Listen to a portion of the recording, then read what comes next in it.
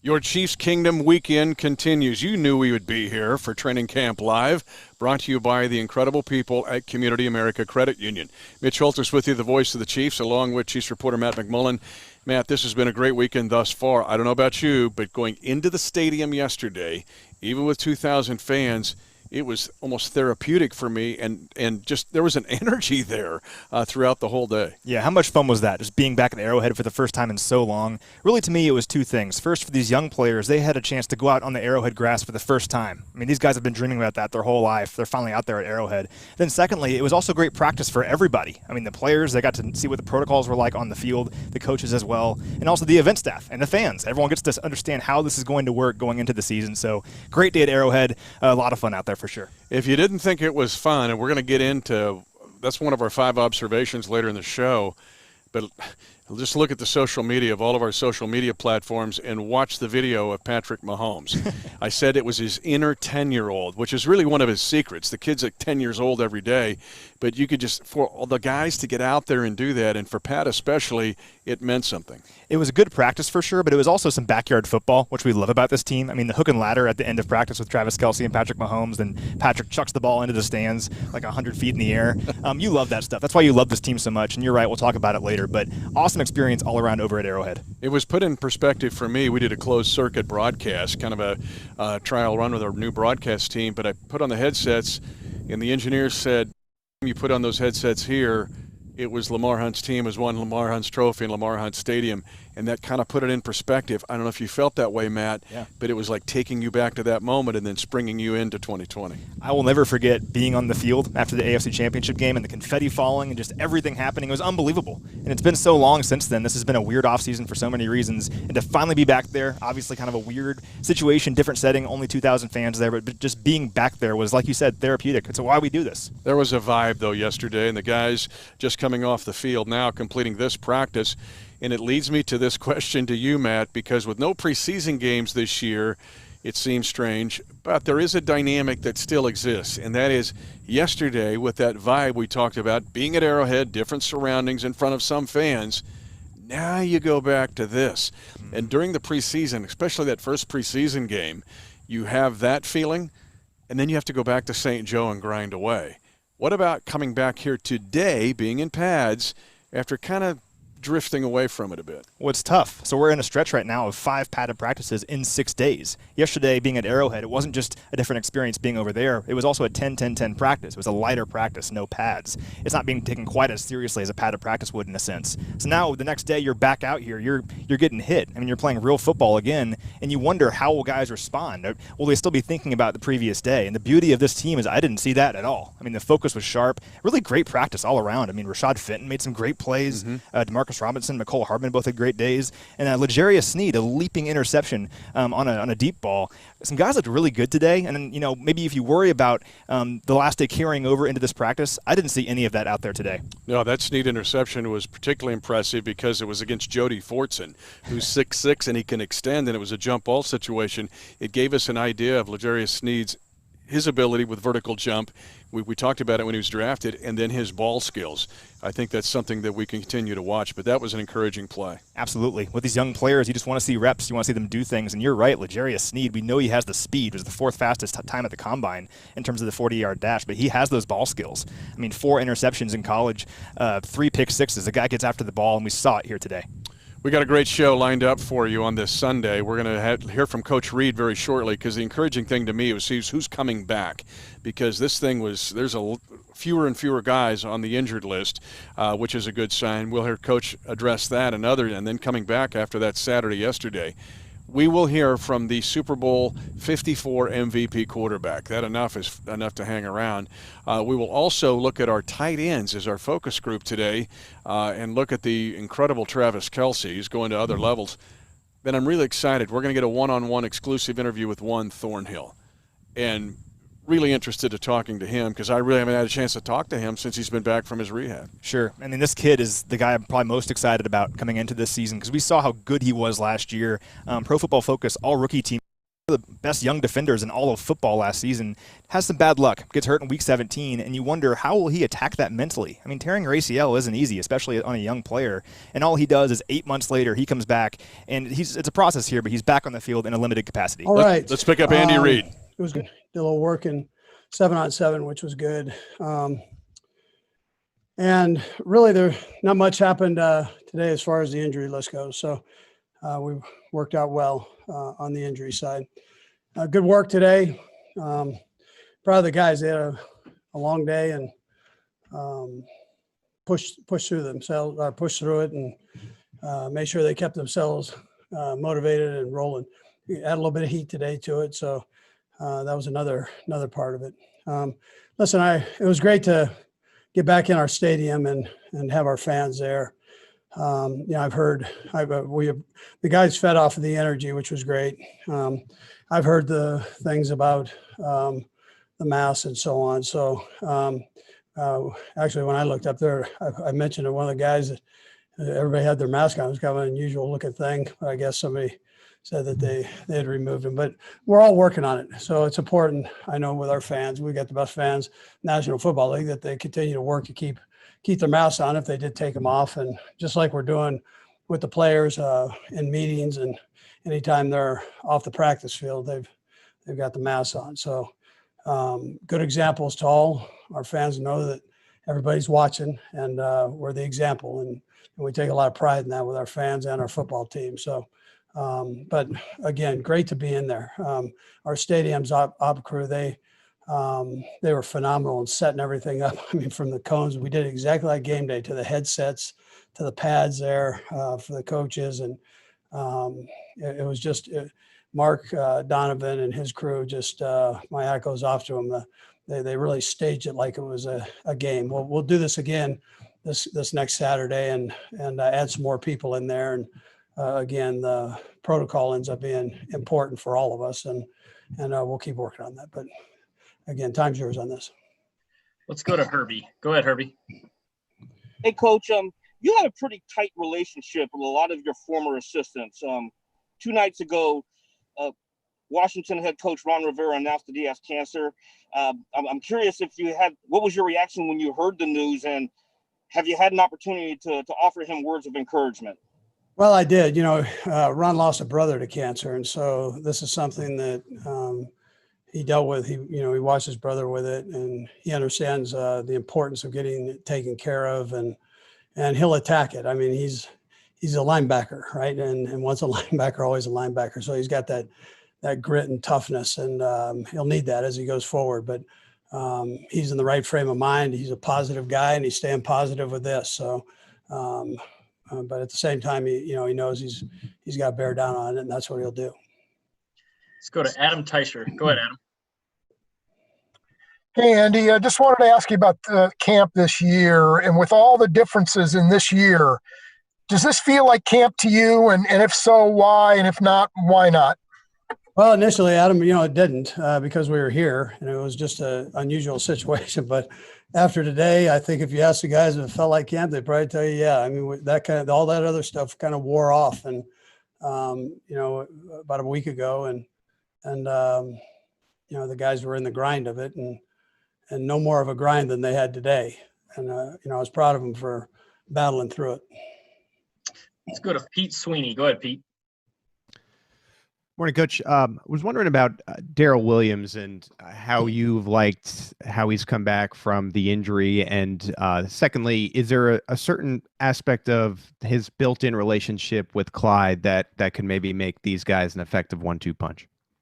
Yeah, well, I joked the Michigan guys and the LSU guys. I mean, we got a whole lot of both. And LSU, from the Badger to the 2 running backs, I mean, it's a we've got a good amount of players from there. But it's great football tradition that they're bringing in, and they're like family. So if you play at LSU, there's a certain fraternity that and pride that goes with that that you become part of. So yes, Daryl helps them out. They've got a great relationship, and they push each other at the same time, which might be the most important thing. Go to Seren Petro. Go ahead, Seren.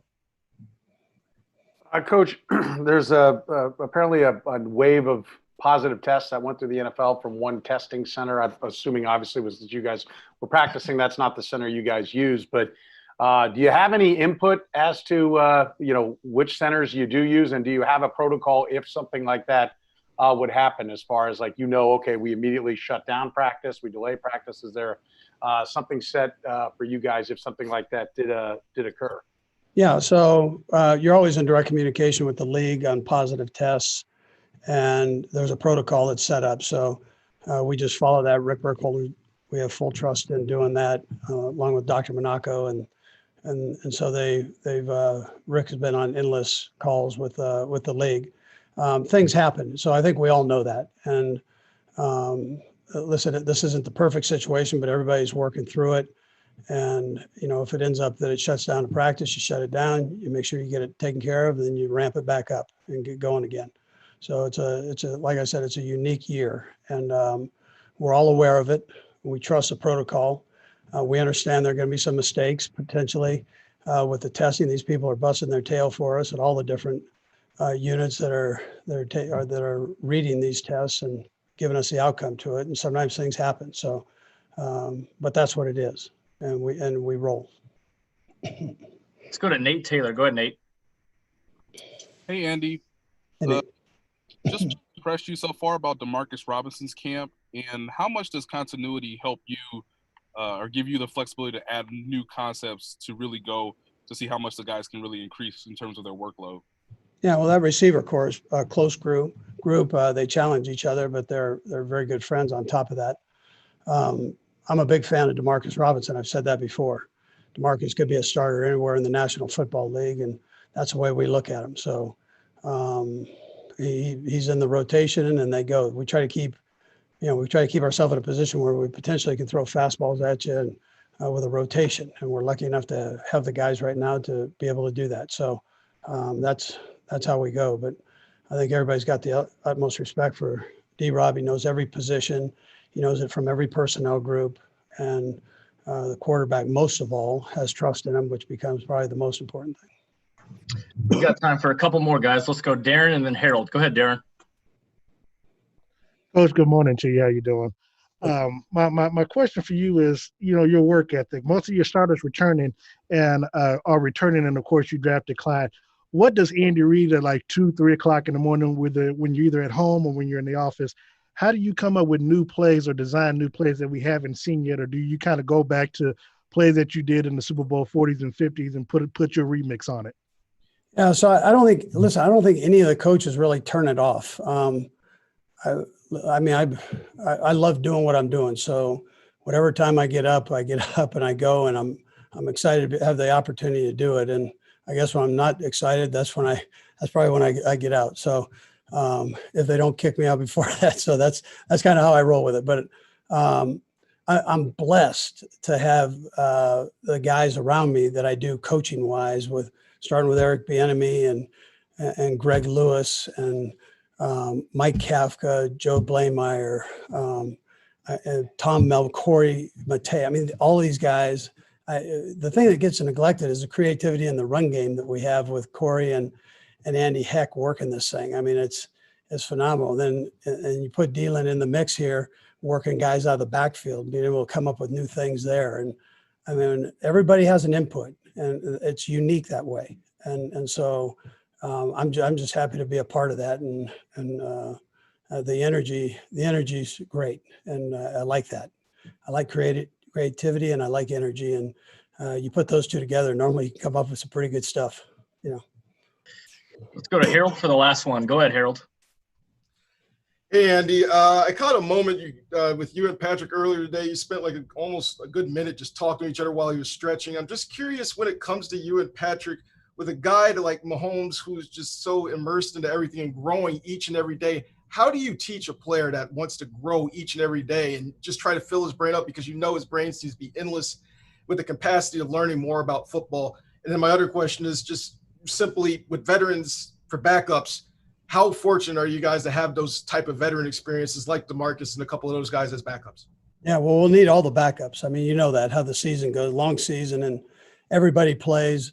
If you can rotate guys, it keeps everybody fresh and keeps the speed of the game up, which is great. Brett's done a great job with that, bringing people in and creating this competition, which if you're going to be a good football team, you got to have that. And we're blessed to have that. And then with Pat, listen, he's always wanted to learn. And then he also has ideas. So, and I try to keep the communication line open with him. And he does, he does the same thing from his end, along with the other quarterbacks. That's a healthy room right there, where it's just a good learn center for those guys. There's experience, there's youth in there, there's college coming into the league, and things that they've run before at the either college level or potentially with other teams. And then the coaches are good. So again, we've tried to keep open communication all the way along, and I've tried to do that with Patrick the best I can. Yeah. Thanks for asking. Coach, we appreciate your time. Thank you. Okay, take care now. All right, guys. Hang tight. We got Patrick. Always good to hear from Big Red. Mitch Holthus back with you, along with Matt McMullen here in our Training Camp Live show, brought to you by Community America Credit Union. 2 movies that should be on your list to watch. One is Hidden Figures, a great movie in 2016 featuring Kansas City, Kansas actress Janelle Monáe, who's a terrific actress, about the NASA scientists. The reason I'm saying this, another movie would be Russell Crowe in A Beautiful Mind. Think about, they never shut their minds off in those movies. Always all these computations. That's Andy Reid and his staff. I was fascinated by the question. He said it never shuts off, not just with him, but the minds of his staff on the offensive side. It's just all these algorithms flying around in space. I imagine Andy Reid sleeping in bed and he has like plays bouncing around his head, just like little thought bubbles. That you're right. That's what's so great about him, his creativity and his energy. And what are you saying about the whole staff being that way? That's what's so special about this coaching staff. Not just Reid, but it goes through everyone in the entire building. And you think about guys that have left, like Matt Nagy or Doug Peterson. They bring that to where they're going, and they talk about how Coach Reid allowing them to learn and be creative and express themselves in the playbook. That then goes to where they go as a head coach. That's why his coaching tree is what it is. So yeah, so lucky to have Coach Reid as our coach, not just because of what he does on game day, but also all the time in between thinking about all these new plays and what he can do on the field. It's the first time in training camp we've had a Hidden Figures or a Janelle Monáe reference on the show, or even Russell Crowe or Beautiful Mind. The other thing that I was interested in his discussion was, in his press conference, was the fact that it was a dry run yesterday. It seemed like a game. Not just the coaching staff of the players, this organization, including Mark Davin and his group, made it seem like a game day. They'll do it again, but I was intrigued and interested by that. They wanted to make it as real life yesterday as possible. So a football game doesn't just happen. You don't just push a button and everything happens and there's an NFL football game going on. There's a lot of work that goes into it, and it takes practice. And that's what we'll talk about later on in today's show. But it takes a lot of work, a lot of practice, and figuring out what works and what doesn't, especially in this climate that we're in. So I really liked how they had things like the pads all set out. They had things like the headsets ready to go on the sideline. So when players get there for week 1 against Houston, it's not some big shock. They've done this a few times in a limited way, and they have that practice already, knowing what they're getting into on game day. But game day communication is essential, not just for the fans and the people dealing with the fan experience, but for the team. And all of that communication and wiring and everything else that's involved, they want to get, as with no preseason games, that's where you get those chances to basically have rehearsals. They treated that thing yesterday like a preseason game. Yeah, no preseason. These STM events, these closed limited practices, these are our preseason games this year. Arrowhead Stadium is hosting 2 preseason games as far as I'm concerned, trying to figure out how we're going to do this when the regular season begins so it's not a shock when the Texans come to town. We're going to hear from Patrick Mahomes here very shortly. Plus, we will have an exclusive one-on-one with Juan Thornhill. And I know you're going to be wanting to hear that because of Juan's rapid recovery here. Week 17 injury in his ACL against the Chargers and back on the field. Again, they just seem to be easing him in a little bit more and more and more and getting his workload done. And that's exciting, though, because with these kind of injuries, it's hard. It takes a long time. But we're seeing him doing more and more things. And as you're seeing that, you're feeling better about his chances of playing early on this year because he changes this defensive backfield. I mean, he's with Tyrann Mathieu and him next to one another, it's huge having him back. So as he's slowly progressing back and back, it's more and more exciting. Okay. All right. Yes, I can. Here's Pat Mahomes. All right. Morning, Pat. I was curious with Andy Reid. You largely treat training camp as a laboratory to try out new things, throwing motions, concepts, and whatnot. And I just was wondering if you could elaborate on that process. Is it something where you talk pre with coach, okay, I'm going to try this today, or is it something where Andy says, okay, you have free reign to kind of try whatever you want, and we'll see how it turns out? It's not necessarily free reign to try everything I want, but we do discuss things, and if we try things, if I do something one way, we ask Coach Kafka, Coach Bieniemy, and Coach Reid ask me why I did that, if I want to try it this way and do different things. And so I think it's just more of a focus on me trying what's out there, going for the shot play, maybe when it's a little contested. And then if we have success with it, then we can take it to the season. If we don't, we can kind of learn from it and move on into the next progression. Let's go to Nate Taylor. Go ahead, Nate. Hey, Patrick, what's impressed you so much so far with working with Nick Keizer? And when you guys do roll out new concepts to try, what is the reaction from the rest of the guys when you know that you guys are doing something new for maybe the first time in camp? Yeah, with Keizer, I think what's impressed me the most is just the way he's able to correct things and do things the right way the next time, and then have success with some of the different stuff that he's learned from Travis and some of those guys from last year. You're really seeing his game evolve. You're seeing how he's seen how the older guys that have done it and had success with it, and he's adding that to his game, and then he's finding stuff that he's good at, and he's going out there and having success with that. And so when you have guys like that can learn from the veteran guys that we have on this team, then you have guys that that can go out there and have success on the field. Let's go to Seren Petro. Go ahead, Seren. Patrick, I'm curious, we don't have a game, right, that we're looking back on and second guessing on not going for it on fourth down. So I'm just curious, what goes through your mind with what this offense has been able to do, what you've been able to do, just your mindset on a 4th and 3, a 4th and 4. Are you all the metrics say that those are downs that certainly powerful offenses should be going for. Is that something you sit and lobby for and you'd like to see this team do more of? Yeah, I mean, I want to go for it every time, no matter what situation it is. But no, it's a thing where I trust the coaching staff. I know that we have a great coaching staff. We have a great analytic department. We have everything that know when and where we should go for it. And Coach Reid has a good feel for the game, which I think is the biggest thing on it. He has a feel for the situation, how the offense, defense, special teams are playing, and he usually puts us in the right position that if we're going for it, we're in a good spot. That if it doesn't work out, the defense come out and get a stop, or if it does work out, we can continue to move forward and have success. Let's go to Adam Teicher. Go ahead, Adam. Hey, Pat, I have a question about Travis Kelce. Everybody sees him doing his own reality dating show and or drinking beer at the Final Four or whatever and sees that side of him. But you're his teammate. You've seen the football side of him.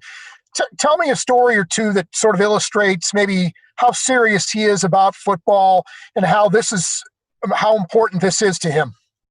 Yeah, I think his understanding of coverages and how he runs routes is special. I think that's what's the best thing about his game. I mean, obviously he's physically gifted. He's a mismatch for guys on the field, linebacker, safeties, no matter corners, whoever it is. But the way he's able to run routes versus coverages and adjust his routes to be right in the right spot at the right time is special. It's something that helps me out a ton. And you see it. I think when the playoff game last year when he ran an out route and then kind of brought it back in, and I threw it to him, and it's stuff that not everybody understands, but I think it's just him thinking like a quarterback and understanding the whole concept of the play and getting other people open and getting himself open when he needs to get open.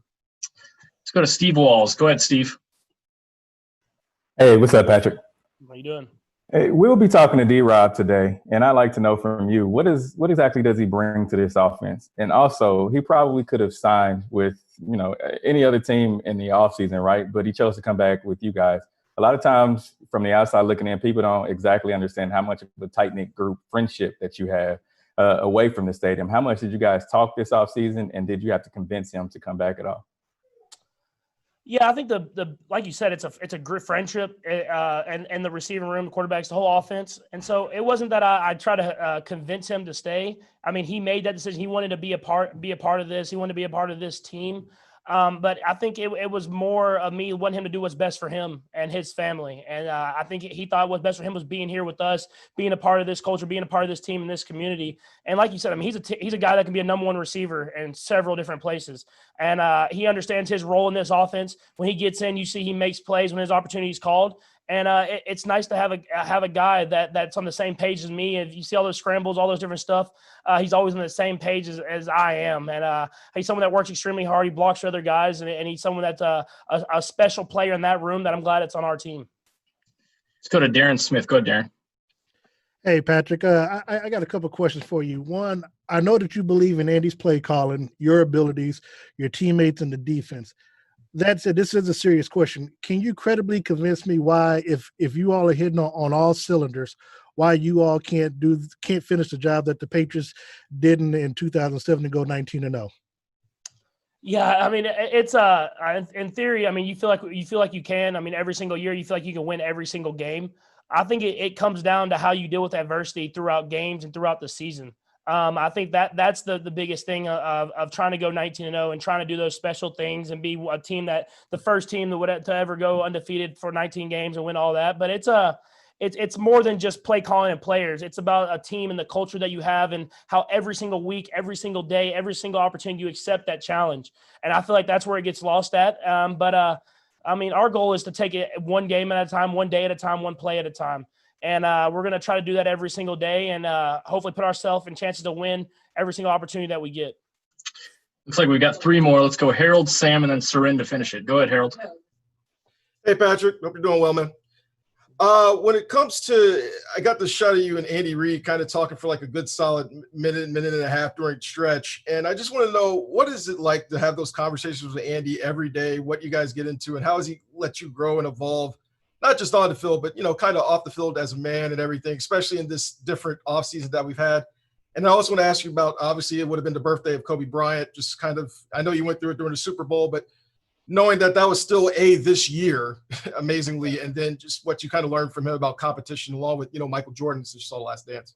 Yeah, so the first part with Coach Reid and this whole coaching staff in general, I think it's just a lot of good people that love the sport that they do, and they love coaching football and being part of the culture, and they also love to really, I don't know what the best way to really bring out the best person that they can bring out in the player that they have. And so with Coach Reid, if it's as far as trying to figure out the best way to run a play or the best way to be a part of the community, he's going to give you his best advice from stuff that he's learned.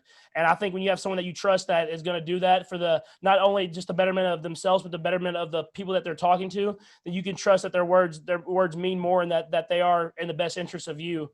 And then with Kobe and it being his birthday, I mean, obviously the player on the court, the mentality that he had, the Mamba mentality of attacking every single day, attacking every single rep, treating practice like it's game day, treating film session like it's game day.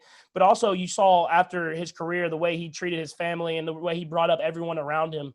I think that's just the mentality you have to have in everything. Every single thing you do is that you're going to attack every single opportunity you have to be a person and a player with the greatest amount of effort to be the best you can. Let's go to Sam. Go ahead, Sam. Hey, Patrick. Hope all's well. You've talked about just how much you enjoy the game, but for this specific part of the year for training camp, what is it you enjoy about this process? I think the biggest thing I enjoy is the challenge of every single day. I think when you're in training camp, it's not you're not getting the looks that you might expect. You're not getting the perfect look for the perfect play where you get to throw it to this guy and we've schemed it up perfectly for this. It's a challenge every single day. And then when you have a defense coordinator like Spags, he's trying out different stuff. He's trying out different looks, and it's making it challenging for the offense. And so for me, it's about going out there every single day, having your highs, having your lows, and having to grind through and try to figure out the best way to be better the next day. Let's go to Seren for the last one. Go ahead, Seren. Patrick, yesterday you got a chance to have the fans out around you, and I know you guys feed off that. I mean, we've seen how excited you get in moments and kind of looking up at the fans and everything. But Since you guys have been so isolated, was there kind of a whoa moment, like maybe not fear, right? I don't think you walked out there afraid, but just kind of how different it was. And there's been conversation back and forth about fans wearing or not wearing masks. You guys have taken such precautions, and it seems like, we see you guys walk in every time and you're even asking guys, hey, can I take the mask off? It's obvious that it's a very strict protocol around there. Did seeing some of the fans who had taken the masks off, did that kind of, bother you because it's so ingrained in what you're doing? Well, yeah, the first part of it, I think, with having the fans there, I think it kind of gave you another energy of just being out there, the fans cheering, you getting to see them. I mean, the passion that they have in Chiefs Kingdom is unmatched, and so it was awesome to be out there and be a part of that. I mean, it really did got me going. You can see me getting hyped up, and Chris Jones running out there hyping up the crowd and everything like that. And another part was, I mean, I think there was only 2,000 people there, but it was loud, and I was pleasantly surprised by that. I mean, so hopefully when we get to the stadium even more and more full, then it'll keep being loud. You'll get that Arrowhead Stadium feel. And then the second part, for the most part, when I looked up, I saw people with masks on. I mean, obviously there were certain people that didn't have masks on. I think people saw on videos and stuff like that. But it's a learning process. It's something that I'm sure the chief security and everybody will really emphasize the fans that we have to have the mask on. If you're not eating or drinking, you put the mask on, and not only for yourself, but for the people around you. So everybody feels safe when they come into Arrowhead Stadium. And I think that's what that practice was for. And then the next week, whenever we have people at the stadium, is we're going to kind of get those protocols, getting used to those different stuff so that we can go into the season and have people there and have the support of Chiefs Kingdom. Patrick, we appreciate the time today. Thank you. Thank you. All right, guys. We wanted to make your Sunday special, so we want to bring you the best quarterback in the National Football League and the Super Bowl 54 MVP. And since we've been discussing about mathematicians and algorithms, it was interesting to hear his comment about the analytics. It's something that Pat embraces, and it's not just relying on his talent, but the analytics department here of the Chiefs is really good, and Pat relies on them. And it says a lot about Patrick, because if you think about it, if you're 24 years old, you're a Super Bowl MVP, Super Bowl winner, and an NFL MVP, and you've won just about every other award imaginable, you'd think you go out there and just based on your talent alone, like, I know what I'm doing out here. I don't need any of this extra stuff.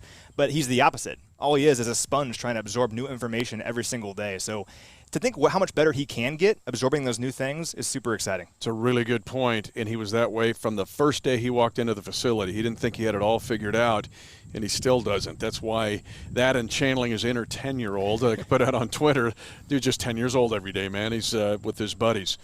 One of the great traditions in the Chiefs Kingdom is, of course, Red Friday. Has been for years. A lot of teams like to emulate it. It has not been duplicated, but for the last several years, we have made it even more special with collector's items, flags. Well, this is a flag 50 years in the making. This is the Red Friday Kickoff Edition, and it's right around the corner. A lot of you have asked Matt and me, how do we get these flags? Well, here you go. Celebrate the start of this 2020 season with the flag, the 50 years in the making. Get your flag Wednesday. We're calling that Wednesday, Winsday. So Red Friday's Wednesday, September the 9th, at Kansas City area McDonald's locations. I'm sure that includes, I think, Springfield and also St. Joe, or at shop.chiefs.com. That is shop.chiefs.com, because there are thousands of fans that want this Red Friday flag, Matt, but they're not going to be able to go through the McDonald's in St. Joe or Kansas City or Springfield. But get this flag. People now, they've used this, they've collected them year by year, but they really want this one. For 3 decades, we've seen Red Friday grow into what it is today. And what's so special about it is it takes the Chiefs Kingdom's passion for this team and it puts it to good use, raises millions of dollars for the Ronald McDonald House Charities of Kansas City. It is changing lives every single year when we sell these flags and raise this money. By buying a flag, you can put it on your wall, commemorate the Super Bowl champions, and also change lives here in Kansas City who really needs help. Yeah, pre-COVID, I travel the kingdom all throughout the off-season, and I see these flags from everywhere from Des Moines to Tulsa and every little town in between, and I love to see them flying on top of buildings. And so this is your chance to get this special flag, 50 years in the making, again, September 9 at the McDonald's area locations. And also, you can go to the website that I gave you, and you can order your flag. One of the things we love to do on every Training Camp Live, brought to you by Community America, is focus on a certain position group. And today we want to focus on the tight ends. Pat Mahomes alluded to it, and Travis Kelce. and his unusual ability. Let's go to our focus group of the day, presented by DirecTV, and we will start with the best tight end in the National Football League in Travis Kelce. We've talked about the stats. You've chronicled how this guy has done things that's not been done by a tight end in the league before. But Pat gave us a little indication of what makes Travis Kelce really special. It's his route running. It's his athleticism off the line of scrimmage. It's when he catches the ball, what he can do with the ball. And I know that we're Chiefs guys. This is a Chiefs show. But it is not exaggerating saying that Travis Kelce could be the best tight end of all time when it's all said and done. And you're right. I love chronicling these numbers, so let's do it again. 6,465 receiving yards for Travis Kelce in his career. Most ever by a tight end through his first 7 seasons in the league. And he didn't play at all his rookie season. 507 catches. Fastest tight end in NFL history to 500 catches. Did it in less than 100 games. 4 straight 1,000-yard seasons. Only tight end ever to do that. And the past 2 years have been particularly insane when looking at Travis Kelce. 2,565 receiving yards. That's the 5th most in the NFL behind only Michael Thomas, Julio Jones, DeAndre Hopkins, and Mike Evans. Are you kidding me? It's unbelievable. 60 receiving yards in 26 of his last 32 regular season games as well. Only Julio Jones has done that. He is so much more than just a tight end. I mean, he's the best tight end in football. We all know that. But he is one of the best pass catchers, one of the best playmakers in all of football, and there's no debate about it. He loves Kansas City, loves his community, and he is a huge part of this team moving forward. And, Matt, here's what I thought was fascinating when Pat was asked about it today about Kelce, his ability to read coverages and his route running against those coverages. He said he thinks like a quarterback. Do not forget, Travis Kelce was one of the top high school quarterbacks in the country coming out of Cleveland, Ohio. And when he went to the University of Cincinnati, there was some thought he would be a college quarterback. I mean, he has a cannon of an arm. Remember that New York Giants game a few years ago? He just launched it like 60 yards. I mean, we have Patrick Mahomes, so we really don't need Travis Kelce to throw the ball much. But if they ever wanted to do a trick play or something, Travis Kelce could get the ball there for sure. The other thing, in the last 4 years, you mentioned those yards. But half of those yards, almost half those yards, are yards after catch. Like, how many times do you see him just catch it and he's pulled down? It's his ability to do that shoulder move, like a post move for an NBA or college basketball player, and then jukes out a player with his back to that player. I mean, I don't see anybody else in the league doing that. He's the ultimate yard after the catch player. I mean, you're right. You never see him just catch the ball and get tackled right away. It's making big plays with his legs, not just with Patrick Mahomes' arm. Let's go down the line here. It was good to see Ricky Seals-Jones back on the field yesterday. He had been missing some time there. Tight end had 2 years in Arizona.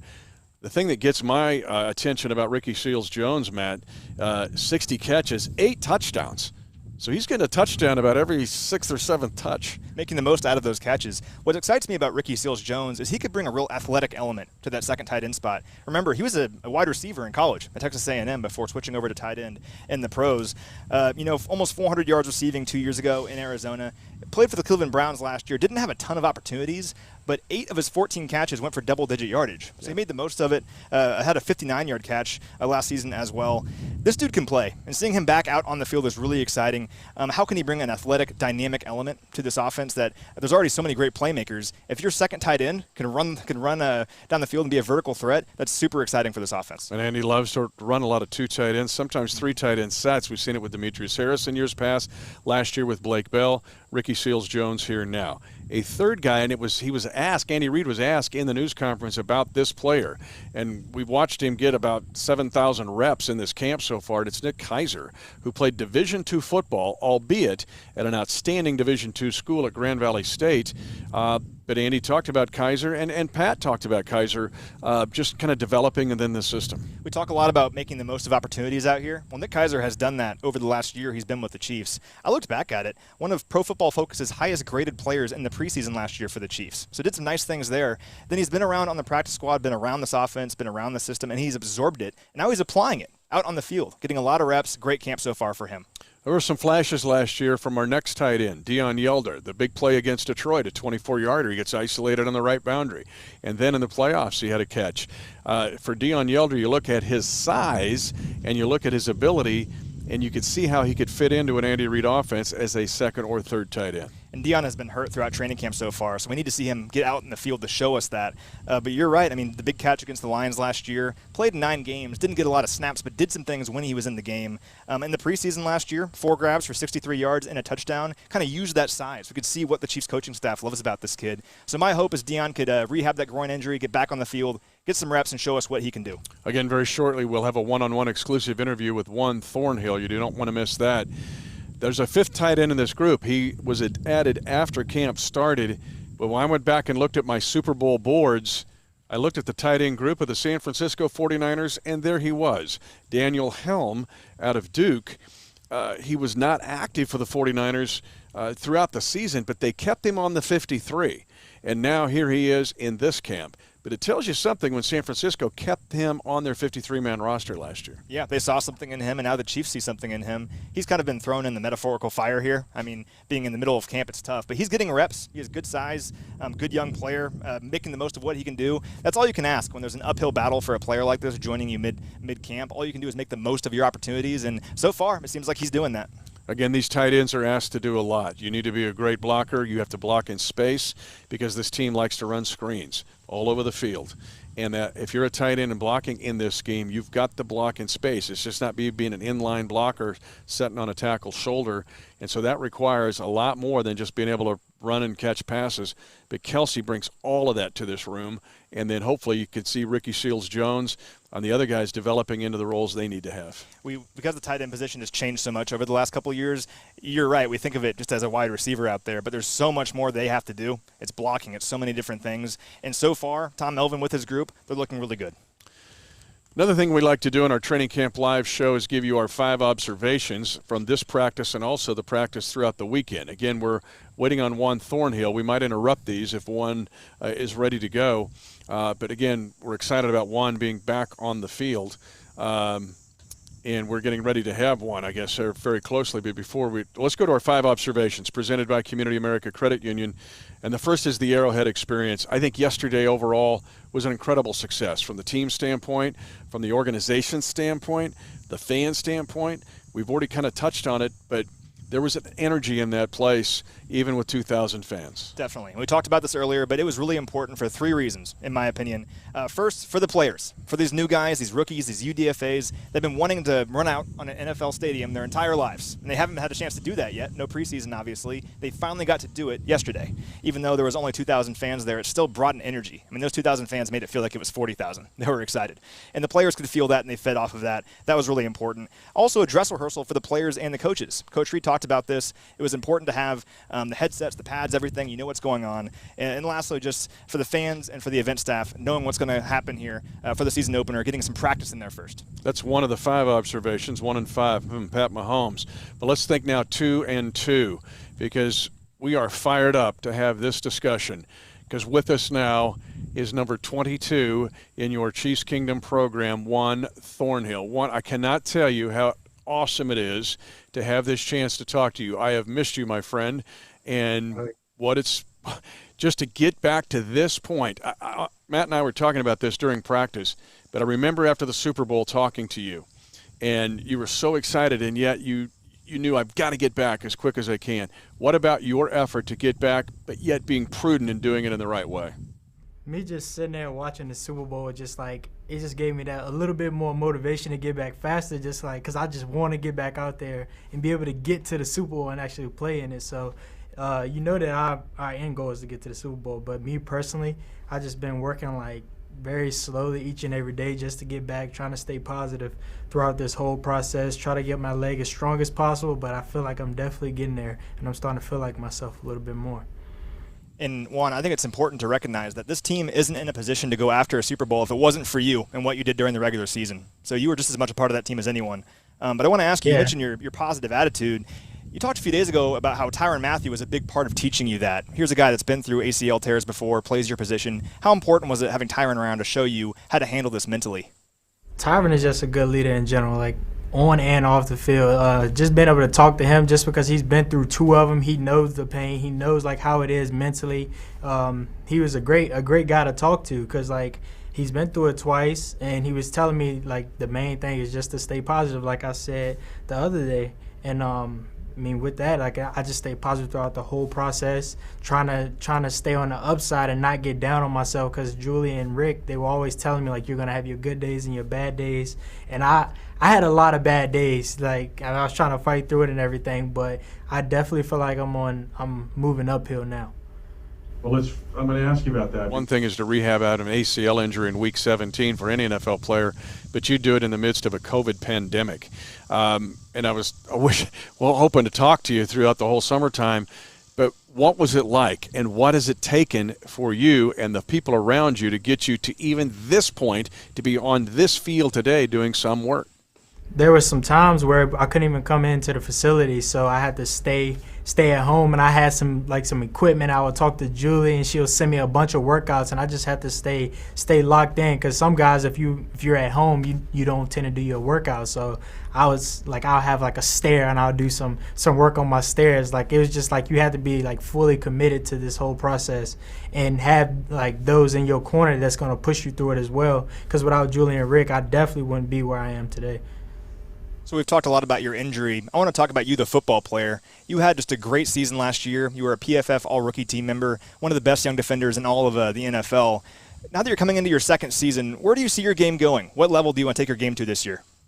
Last year wasn't enough for me, just being completely honest. Like, I definitely saw myself getting better each and every week, but I want to pick up where I left off and get even better. Like, I have some goals set for myself, and a lot of guys say, like, 3 interceptions in your rookie year is great.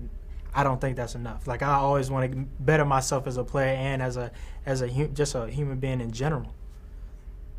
I have to ask you this, because I think where this defense takes a step forward, one, is making explosive plays. You had one of the most explosive plays of the entire season in your pick six late in the season against the Raiders. What about this defense being more explosive this year and creating more plays, either scoring off defense or creating even more opportunities with a short field for the offense?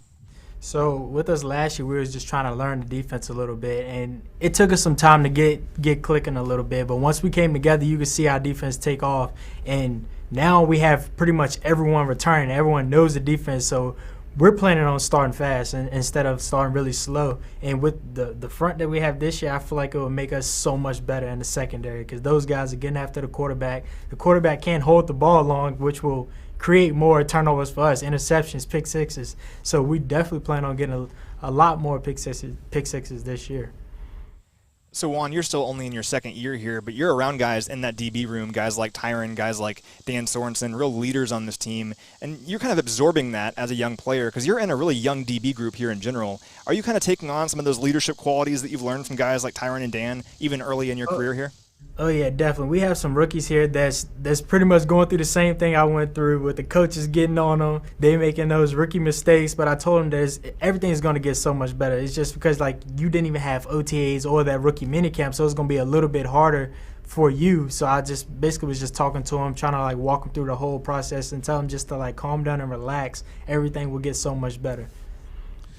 You're an anthropology major at the University of Virginia, so you studied cultures. Our final question for you, Juan, is this defensive culture and the fact that, you know, fans want to pigeonhole somebody's a safety, somebody's a corner, somebody's a linebacker, but it seems like you're asked to do a lot of things. You personally, but this defense overall, how important is it for Spags and everybody that you can play like a corner or you can play like a safety or Dan can play like a linebacker? The main thing is, like, some guys, they just label themselves as just a cornerback or just a safety. But when you come into our defensive room, we're DBs. So you pretty much can play anywhere. Wherever coach asks you to play, if he wants you to play a corner, you need to go out there. You have to know what the corner's doing. You have to know what the nickel's doing. So we don't label ourselves as just one specific type of player. We want to be able to do everything on the field. Like, if you look at Dan's – he's everywhere. Like, you can't even figure out, like, sometimes I forget where he is because, like, he's just, like, literally he's on the line sometimes. He's a linebacker. He's a safety. And, I mean, it's just amazing what type of guy he is and, like, how smart he is and how good of a player he is to be able to do all of those different things. Well, you have those same attributes, my friend. It's been awesome to see you back out here. And I think I speak for Matt, too. Thanks for working so hard. Even when you weren't here, you had to do it on your own. And let's get ready to run it back, my friend. Oh, yeah. Let's do it. Juan Thornhill. Thanks for being with us, Juan. And, again, just so excited, not only for him in 2020, but his whole career. You get the sense from him that he is the kind of leader that you ask about with Tyrann Mathieu or Dan Sorensen, that he will be that guy someday. Well, he started, he said, with the younger guys, but he's just built for that. I just love his attitude in general. I mean, great player on the field. We all know that. Gets a tough hand tears his ACL, but then what's he do? He attacks it with a positive mindset, and now he's out here. He's not even doing full team drills, but he's being a leader for these young DBs. You love that in a player, being a great player on the field and also a great leader on the field. Smart, skilled. Now let's finish our 5 observations, again brought to you by Community America Credit Union. We mentioned about the Arrowhead experience yesterday. You had one. This is supposed to be fun. It's supposed to be fun, Mitch. I mean, this is football. It's a game. It's supposed to be fun. We take football really seriously and for good reason. It's these guys' way of life, and we love it. But it's supposed to be fun at its core, and we saw a lot of fun yesterday. There was real energy in the crowd at Arrowhead. We saw the quarterback challenge, for example. That was out on social media. The trainers were throwing donuts in the air, the tackling dummy, and Patrick Mahomes was hitting it in the middle with the football. I mean, incredible. The crowd was loving that. He was loving it. And also the hook and ladder we talked about earlier, finishing off the last play of team drills with Patrick Mahomes and Travis Kelce doing a hook and ladder, Mahomes scoring and throwing the football into the stands. Those things are so much fun and so exciting. We know how talented this team is, and when they're having fun, that's when they're at their best. But I saw the crowd feeds off the players, but the players feed off the crowd. That's what the Arrowhead experience is about, and it is supposed to be fun. Another observation, we saw it out here again today in a different realm, just for kicks. Because yesterday in the stadium, we saw Harrison Butker, who I think is ready to jump to the next level too. Just so you know, the all-time NFL record for a field goal made is Matt Prater in 2013 in the rarefied air of Denver, hitting a 64-yarder. My question to you, Matt, is Harrison Butker going to break that record someday? I think he might. We're, 500 feet above sea level here? And Harrison Butker hit a 62-yarder in practice yesterday, almost hit a 69-yarder, just right off the front upright. I mean, it was so close. We've seen him get better and better every single season. 6 field goals of over 50 yards last year, his longest 56 yards against Chicago. And think of all the big kicks he's hit. I mean, there's 2 big kicks against Minnesota last year. Without Harrison Butker, we don't win that game. That was one of the biggest games of the year to help keep the season going. And we saw Harrison in the offseason hit a 77-yarder at a local high school. I put it on Twitter. Are you kidding? I mean, a 77-yarder? And I don't think Harrison Butker will ever be asked to kick a field goal that long. But the fact that he's going about his business, trying to position himself, how can I hit a long field goal no matter the circumstances? He's going out there and he's getting better at that. And I have full confidence that if there was like a 63-yarder or a 64-yarder out there at Arrowhead, he could hit it. I'd feel confident in that. I don't know, Matt, if he's going to get Prater's 64, but the Chiefs' record is Nick Lowry, 58 twice. He will get that. Yes. Let's just go out there and say he'll get that this year. And he was working on run-on field goals today, which is the hardest thing for a kicker in the National Football League to do, meaning the clock's running, you got to go out, kick a 50-yarder to win it, we're all running on the field, it's a fire drill. They ain't in. Here's what I loved about yesterday's practice. We saw some of it today, but mostly yesterday. There's a adage in the National Football League, the red zone defenses, the goal-to-go defenses, they ain't in until they're in. And a team that has the mentality of they ain't in yet, we have seen it happen with this team and saw it last year. If they can get that even more so in 2020, it becomes a difference in taking a Chiefs team to another level. In terms of taking the ball away in the red zone last year, no defense was better. 5 red zone interceptions last year, led the NFL. They forced a takeaway on 3% of all red zone defensive plays, led the NFL. Then Pro Football Focus with the advanced analytics, 3rd best red zone defense overall in the NFL last season, and the best rushing red zone defense in the NFL. So how do you replicate that and bring it into this season? Because that was huge for this defense's success last year. You're right, yesterday we saw a lot of it. Ben Neiman had an interception. Charvarius Ward at the goal line probably would have been a pick 6. That's really encouraging to see out here. And they were the only team in the NFL to have 2 takeaways when the offensive team had goal to go less than 5 yards. They ain't in. If this defense continues with that theme, look out. And then finally, our 5 observations. We give you a chance to update every day. You can update everything you have electronically by looking at our opportunity. This is Opportunity 6.0. Let's go with Adrian Colbert, one of the newest players on this roster. Got his first practice out there yesterday. He's a safety, adds to the depth of the safety group. 3-year veteran, played some ball for the San Francisco 49ers, Miami Dolphins, cup of tea with the Seattle Seahawks practice squad as well. Here's a guy that started 17 games in his career, so he knows what he's doing out there. A physical tackler, really great length, 6'2" as a defensive back, and 4.4 speed. So to me, it's a Brett Veach special, finding a guy with great attributes, great physical attributes that's played a little bit. Maybe a new change of scenery will really help him unleash his full potential. This DB group, it's really young. So to add some good experience depth like Adrian Colbert, I think will do wonders for this group. Choose your favorite search engine. Find Adrian Colbert's rookie highlights. You will see him with a forced fumble on Melvin Gordon of the Chargers. That'll get you fired up about Adrian Colbert. He is now here as a Kansas City Chiefs. Thanks for joining us on this show, Matt. Awesome job. We heard from Patrick Mahomes, Andy Reid, Juan Thornhill coming back, and now we'll get you ready to go into really the final week of training camp as we are closing in on just 2.5 weeks to go until that Thursday night opener against the Houston Texans. We've given you a way to pick up that Red Friday flag. You want to make sure you can do that. We'll be back on Wednesday.